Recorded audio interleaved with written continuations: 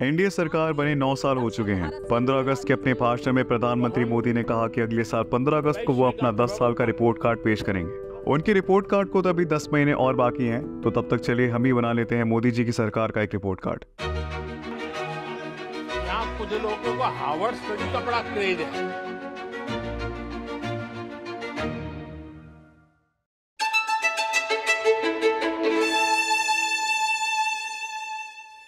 2014 के लोकसभा चुनावों में एनडीए गवर्नमेंट ने लास्ट 30 इयर्स का रिकॉर्ड तोड़ा। 543 में से 282 सीट जीती और 2019 में नंबर हो गया 303। इस नंबर ने पहुंचा दिया मोदी जी के वोट शेयर को 37.4% पे, जो कि ऑलमोस्ट डबल था कांग्रेस पार्टी के 19.5% के वोट शेयर से।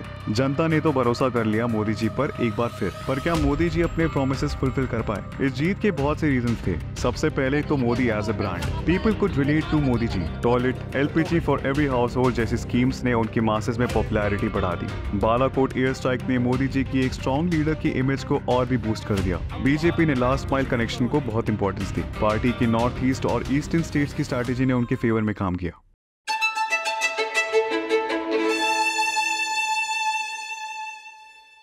मोदी गवर्नमेंट की फ्लैगशिप जनधन योजना में अराउंड 48.9 करोड़ अकाउंट्स खोले गए। प्रधानमंत्री गरीब कल्याण अन्न योजना में करीब 80 करोड़ गरीब लोगों को फूड ग्रेन्स दिए गए। Street vendors Atmanirbhar Nidhi scheme के अंदर 5,182 करोड़ रुपीस डिसबर्स हुए। 28.9 करोड़ अनऑर्गेनाइज्ड वर्कर्स को ई श्रम पोर्टल पर रजिस्टर किया गया। स्वच्छ भारत अभियान में करीबन 11.8 करोड़ घरों में टैप वाटर कनेक्शंस लगे और करीब 11.72 करोड़ टॉयलेट्स बनाए गए। किसानों को कैश बेनिफिट देने के लिए पीएम किसान सम्मान निधि स्कीम चलाई गई, जिसके अंडर किसानों को 6,000 रुपए पर ईयर दिए जा रहे हैं through direct benefit transfer. PM Jeevan Jyoti Bima Yojana में ऑलमोस्ट 13,290 करोड़ रुपीस के क्लेम सेटल किए गए। To increase gateways to education, universities like IITs, IIMs, AIIMS का नंबर पिछले 9 सालों में 723 से बढ़कर 1,113 हो गया। 5,298 न्यू कॉलेजेस भी बने। कमाल की बात तो ये है, इनमें से 43% यूनिवर्सिटीज और 61.4% कॉलेजेस रूरल एरियाज में हैं। कोविड एक ऐसा पैंडेमिक जिसने पूरी दुनिया में तबाही मचा दी,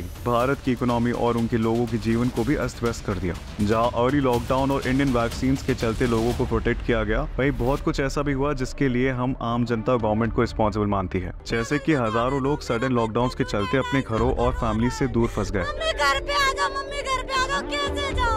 बीमारी से मरना मंजूर है, लेकिन भूख से मरना मंजूर नहीं है। दिन भर में कभी एक रोटी मिल जाती, कभी 2 रोटी मिल जाती। हॉस्पिटल्स में एडमिशन ना हो पाना, मेडिकल फैसिलिटीज की कमी, ऑक्सीजन सिलेंडर्स की कमी एंड मोर।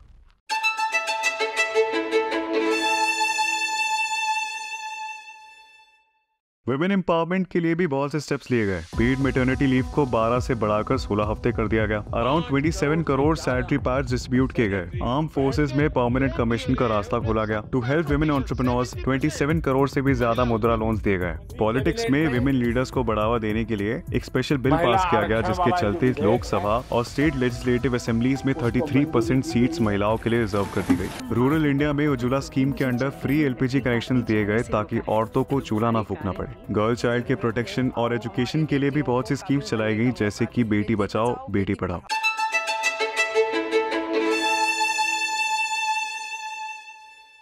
2014 में India in terms of GDP दुनिया का 10th लार्जेस्ट इकोनॉमी था और अब है 5th नंबर। 2014 में इन्फ्लेशन रेट था 8.33%, जो कि अप्रैल 2023 में हुआ 4.7%। GST इम्प्लीमेंटेशन ने बिजनेसेस को पॉजिटिव एंड नेगेटिव दोनों तरह से इम्पैक्ट किया है। GST से जहां टैक्सेस में क्लैरिटी आई है, वही कॉस्ट ऑफ ऑपरेशंस भी बढ़ गया है, स्पेशली मैन्युफैक्चरिंग सेक्टर में। इसने स्मॉल बिजनेसेस को ज्यादा इम्पैक्ट किया। वो पहले ही बड़ी कंपनीज से कंपटीशन के चलते हर समय सर्वाइवल के लिए लड़ रहे थे। GST के बाद तो ये लड़ाई और भी मुश्किल हो गई है।